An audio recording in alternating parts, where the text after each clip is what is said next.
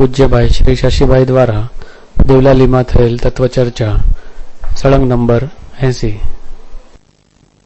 एक के कारण से नहीं है। पुद्गल परिणाम का ज्ञान पुद्गल के कारण से नहीं है, तो फिर किस प्रकार से है कि स्वतंत्र है। आत्मद्रव्य इसमें बिल्कुल स्वतंत्र है, बिल्कुल ही स्वतंत्र है, ऐसी बात है।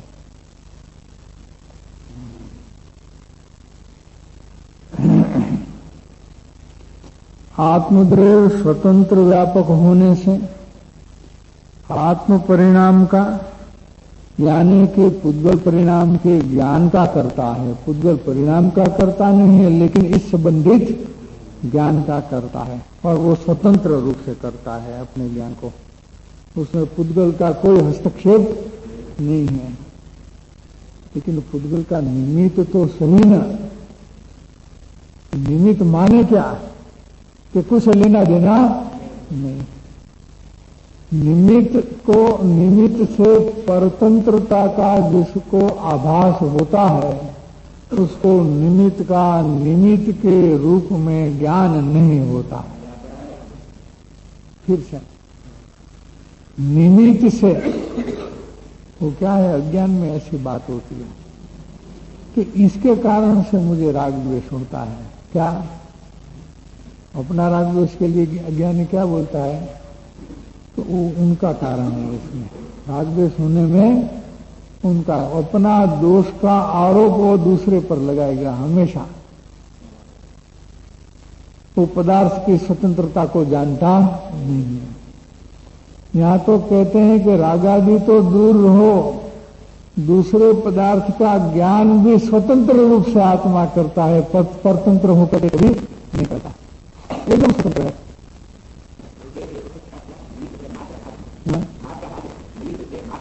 बस मात्र उपस्थिति निमित्त मैंने बगल में कौन सा पदार्थ का सद्भाव है, उपस्थिति रूप में उसका ज्ञान कराया है। आता है ना सूत्र, तत्वार सूत्र में निसर्गात अधिगमात। हाँ देखो, निमित्त से सम्यक दर्शन होता है।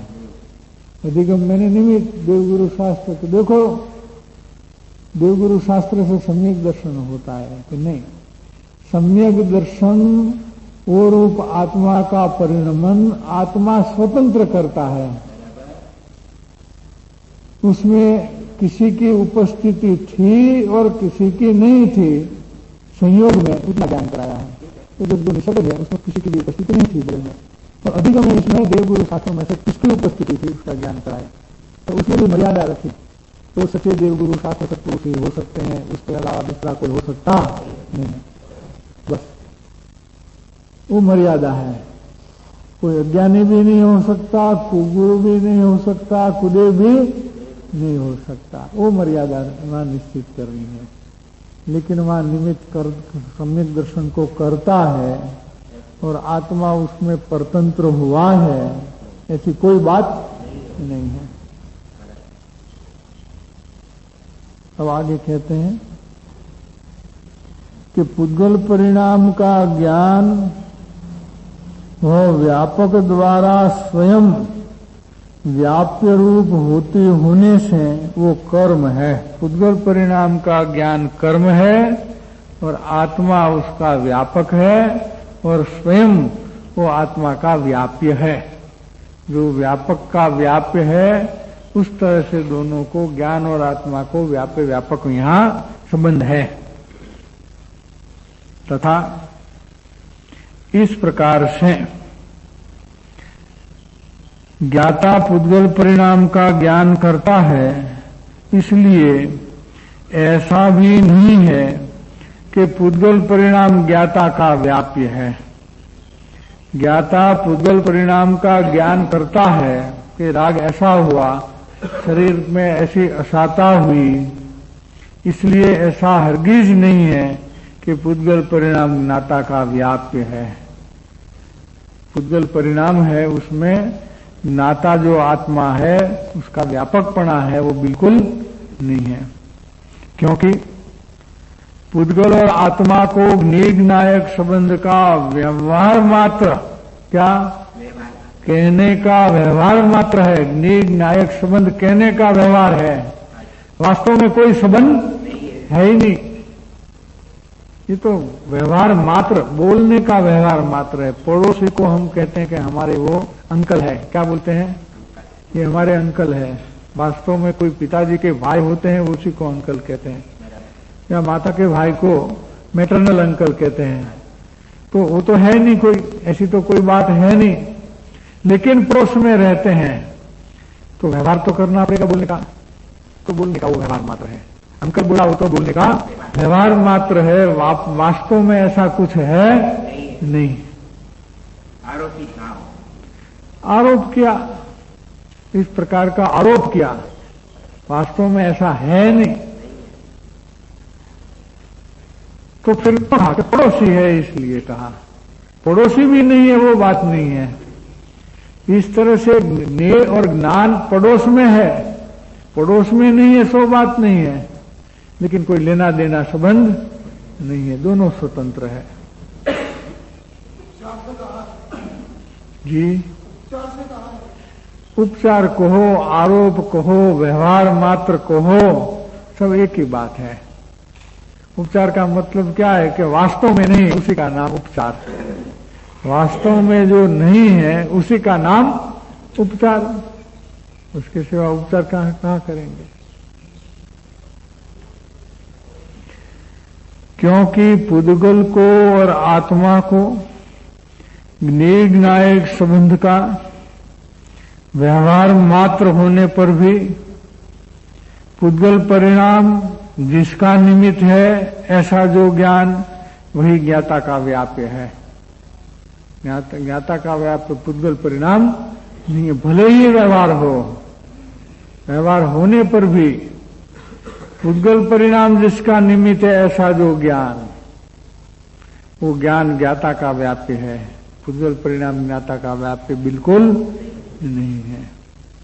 इस प्रकार से जिसको ज्ञान दशा प्रकट हुई है, उसका परिणमन व्यापक भाव का अनुभव से भिन्न रहता है। हम भिन्न है ऐसा विकल्प से भिन्न नहीं रहता है, व्यापक भाव का अनुभव से भिन्न रहता है। और ये अनुभव है, वो अनुभव से समझने की चीज है। अनुभव है, वो मात्र विकल्प विचार से समझने की चीज नहीं है। इसलिए हम अनुभव पद्धति से समझने की कोशिश करें। गाथा पढ़ते, उसका स्वाध्याय करते, हमको विचार विकल्प समझ में आएगा। विचार विकल्प से बात समझ में आएगी, लेकिन वो समझ पर्याप्त नहीं है, वो समझ अधूरी है। जहां तक इस प्रकार का अनुभव करने का हम प्रयास नहीं करें, प्रयोग नहीं करें, और प्रयोग कर करके हम सफलता को प्राप्त नहीं करें, वहां तक वो समझ कोई सार्थक होने वाली नहीं है। पीड़ा आएगी शरीर में और दुख की वेदना हो जाएगी। अरे रे, क्या करें, हमको उदय आया, बहुत कठिन उदय आया, बड़ा आकरा उदय आया, ऐसा करके दुख में डूब जाएंगे।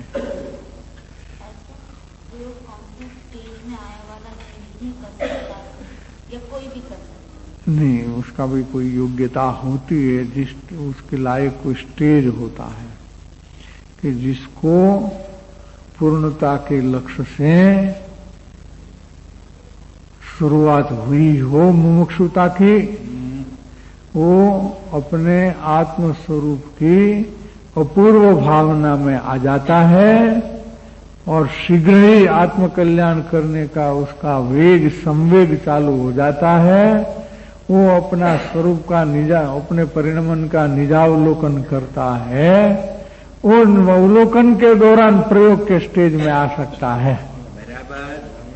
इसके पहले कोई मुमुक्षु इस स्टेज में आ सकता नहीं है कि चलो समय सार पढ़ लिया इसलिए कर लो प्रयोग। ऐसे प्रयोग होने वाला भी नहीं है, क्योंकि ऐसा प्रयोग करने की कार्य क्षमता उनको प्राप्त हुई नहीं है, तो अवलोकन करने को जाएगा और फेल हो जाएगा, वो सफल नहीं हो पाएगा। तो ये तो सब व्यवस्थित बात है कि उसके क्रम में वो काम होता है। विक्रम छोड़ करके कोई काम करने को जाता है तो उसका समय और शक्ति का खर्च हो जाता है, काम हो पाता नहीं।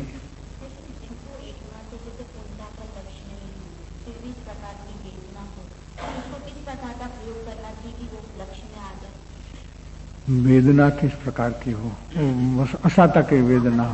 हाँ, और किस प्रकार का प्रयोग करना चाहिए कि वो लक्ष्य बनने तक पहुंचे? पहले तो वो प्रयोग करने की क्षमता में आया ही नहीं। प्रयोग करेगा कैसे? प्रयोग करने योग्य भूमिका तो होनी चाहिए न। वो भूमिका में आया नहीं तो प्रयोग कर पाएगा नहीं। वो एकाकार रूप से वेदना में घुस जाएगा और दुखी हो जाएगा, ये बात बनेगी। काम तो होगा अपनी भूमिका में, भूमिका छोड़ करके वो काम हो सकता। प्रयोग की एक भूमिका है, क्या भूमिका है? प्रयोग की एक भूमिका है, इसको पुरुषार्थ की भूमिका कहते हैं। गुरुदेव के वचनामृत है, उसमें एक बहुत सुंदर बात है उस विषय में।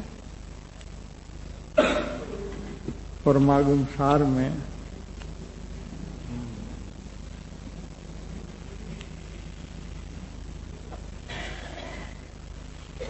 परमागम सार वचनामृत 304 कि इस वस्तु प्रयोग में लेने के लिए अंदर मूल में से पुरुषार्थ का उपाड़ होना चाहिए। क्या लिखा है? ऐसे प्रयोग नहीं होता है। पुरुषार्थ का अंदर से संवेग आता है तो प्रयोग होता है, बिना संवेग ये प्रयोग हो सकता नहीं है। तो देखिए हम मुमुक्षु में क्या हालत हुई है आजकल कि हम लोग ने शास्त्र समाचार आदि सब पढ़ दिए, काफी सुने, काफी पढ़े, लेकिन हम क्या कहते हैं कि समझते तो है, सुनते तो है, लेकिन हमारा पुरुषार्थ चलता नहीं है। कहां से चलेगा? अंदर में मूल में से पुरुषार्थ का उपाड़ आता है तो प्रयोग होता है। प्रयोग में ऐसे ला सकते हैं, इसके पहला प्रयोग में ला सकते नहीं, ऐसा कहते हैं यहाँ कि प्रयोग में लाने के तो लिए पुरुषार्थ और प्रयोग एक साथ होता है, बिना पुरुषार्थ प्रयोग होता नहीं है। तो ये वेग कहां से लाएगा? कि पूर्णता के लक्ष्य बिना किसी को ऐसा प्रयोग होने का पुरुषार्थ संवेग उठता नहीं है। समझ आती है, संवेग नहीं आएगा। तो समझ आई और संवेग नहीं आया, इसका मतलब क्या है? वो समझ यथार्थ नहीं है, यथाक्रम से नहीं आई है, यही कारण है।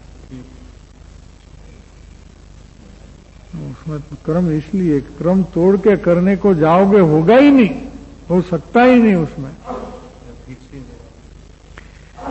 ये वस्तु प्रयोग में लेने के लिए, प्रयोग में आने के लिए, लाने के लिए अंदर मूल में से पुरुषार्थ का उपाड़ आना चाहिए तो प्रयोग में चीज आती है, वरना प्रयोग होता नहीं है। तो क्या करेगा प्रयोग? उनको तो समस्या होगी कि प्रयोग करना कैसे। बीमारी तो आ गई, वेदना तो हो गई, लेकिन प्रयोग करना कैसे, ये समस्या हो जाएगी।